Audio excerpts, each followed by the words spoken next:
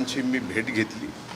महसूल विभागाचे बीड जिल्ह्यातले आणि परळी विधानसभा मतदारसंघातले काही प्रश्न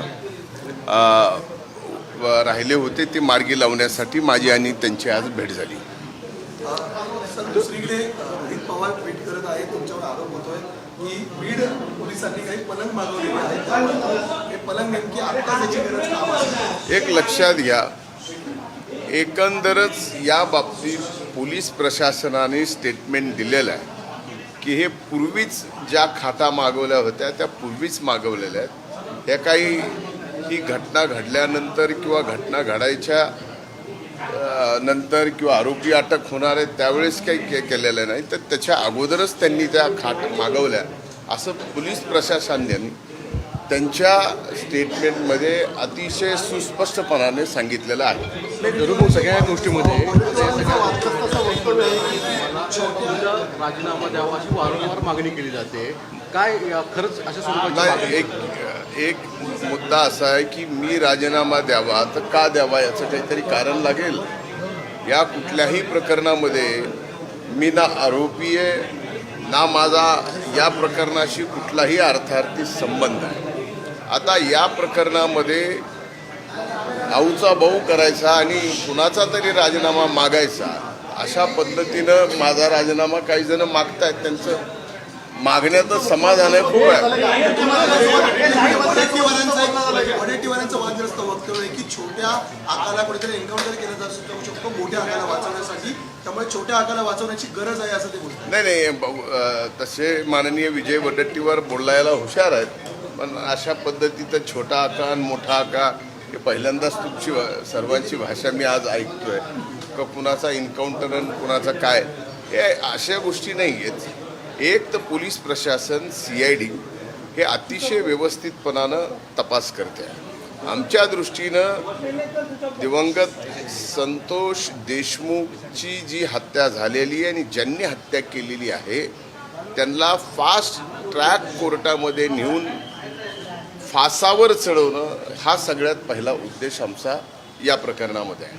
त्यामुळं कुणी काय बोलावं आणि कुणाचं काय होणार आणि काय नाही याला काही अर्थ नाही। मुळात एक मुळामध्ये या प्रकरणात या ठिकाणी फास्ट ट्रॅकमध्ये गेलं पाहिजे ही मागणी मी पहिल्यांदा केली आणि ही नागपूरच्या अधिवेशनात केली। त्यामुळं लगेचच चार्जशीट या ठिकाणी राहिलेले जे काय आरोपी आहेत ते अटक करून लगेचच चार्जशीट दाखल करावी आणि फास्ट ट्रॅक कोर्टामध्ये या हत्येकरांना फाशीची शिक्षा मिळावी।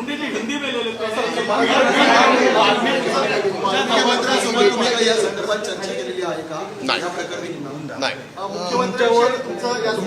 तुमच्याकडे एक व्यक्तिगत वाल्मिक कराड आणि तुमचे जवळचे संबंध आहेत, जर तुम्ही मंत्री म्हणून राहिला तर या तपासावरती दबाव येऊ शकतो असं विरोधकांचं म्हणणं आहे, त्यामुळे तुम्हाला मंत्रिमंडळातून बाहेर काढा अशी त्यांची मागणी आहे। या मागणीकडे कसं पाहता? एक लक्षात घ्या, म्हणूनच हा तपास CID कडे दिलेला आहे। हा तपास न्यायालयीन पण होणार आहे, त्यामुळं त्या तपासाशी कुठल्याही प्रकारचा प्रभाव मी मंत्री म्हणून राहून होऊ शकत नाही। म्हणूनच या ठिकाणी CID, SIT आणि न्यायालयीन ह्या तिन्ही प्रकारच्या चौकशा या ठिकाणी चालू आहेत। पालकमंत्री करू नये म्हणून या सगळ्या गोष्टी घडत आहेत का? एक लक्षात घ्या, याच्यात का घडतं हे आम्हाला कळण्यापेक्षा माध्यमांना जास्त अगोदर कळतं। आता या बाबतीमध्ये का घडावं, या बाबतीत मीच पालकमंत्री, मीच मंत्री, मीच का नसावं, हे जे विरोध करणारे लोक आहेत आपण त्यांना प्रश्न विचारले तर अधिक सर्वपक्षीय आमदार एकवटतात, त्याचं नेमकं मुख्य कारण काय? एक लक्षात घ्या की सर्वपक्षीय आमदारांनी एकवटावं, हे एकवटणं एका निर्गुण हत्येच्या बाबतीमध्ये झालेलं आहे। त्यामुळे ते काही चुकीचं झालं असं मला म्हणता येत नाही, कारण ती घटना अतिशय दुर्दैवी आहे आणि त्या घटनेमध्ये जे कोण दोषी असतील त्यांना फाशी व्हावी हीच भूमिका तिथं सर्वांची। नाही,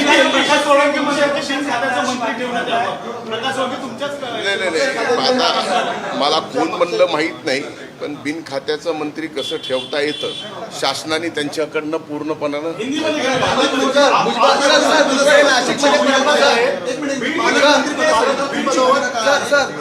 आमदार म्हणतात की मुख्य मुख्यमंत्री किंवा अजितदादांनी बीडचं पालकमंत्रीपद घ्यावं? या बाबतीत जे निर्णय घेतील ते आमचे नेते आदरणीय अजितदादा घेतील. टूर्स अँड ट्रॅव्हल्स विश्वातील एक विश्वसनीय नाव मँगो हॉलिडेज घेऊन आले आहेत धम्माल फॉरेन टूर्स खास तुमच्यासाठी.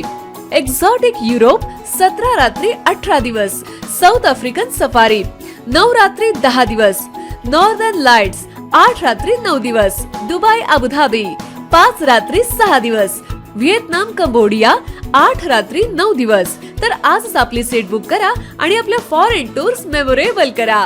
मँगो हॉलिडेज म्हणजेच अविस्मरणीय सहलीचा अनुभव. मँगो हॉलिडेज, चौथा मजला, स्वोजस कॅपिटल अतिथी रेस्टॉरंटच्या वर, लॉ कॉलेज रस्ता, पुणे 4.